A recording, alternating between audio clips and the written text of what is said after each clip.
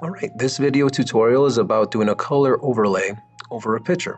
In this case, we're going to be searching for a black and white photo, and what we're going to end up doing is do a Google search. And when we do find a picture we want, we click on that preview of it and we get the larger version. The larger version can be then clicked and dragged onto your desktop to save. You can also download your own picture from an email and save it as well, or download it. Click and drag it into your Photoshop icon at the bottom of the screen. Photoshop will start up.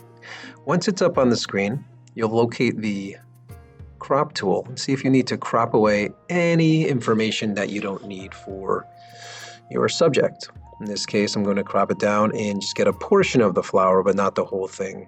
I want to exclude some of the background. Once I'm satisfied, I'll hit the return key to complete that procedure and move to the next step.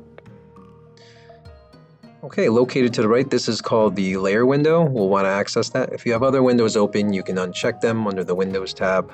But here we go. Okay, first thing we're going to do is we're going to check off that lock button, and then we're going to click an option here. It has some tools, but we don't want to do an adjustment layer. We're going to click Effects, and under Effects, you'll see a color overlay option. Clicking color overlay, you'll see a color pop up.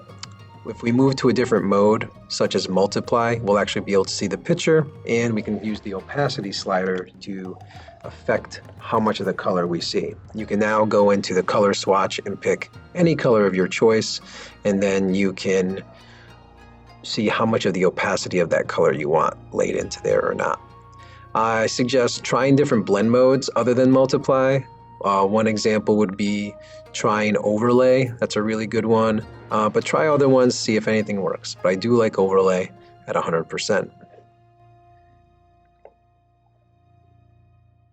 And click OK once that step is complete. You can always change your color later. In this case, I just used blue.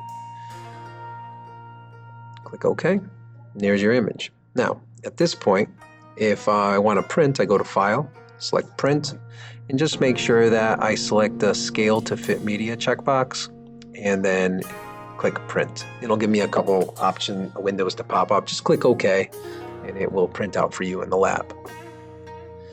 Once that's done, we could do some adjustments to it.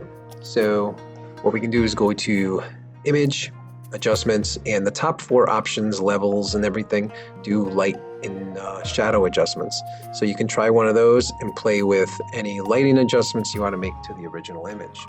And click Enter. Before we close, go to File, hit Save a Copy, and give it a name, and save it on your desktop. If the format is Photoshop, that's fine. If not, you can change it to JPEG, and click Save, and it will save. Thank you very much.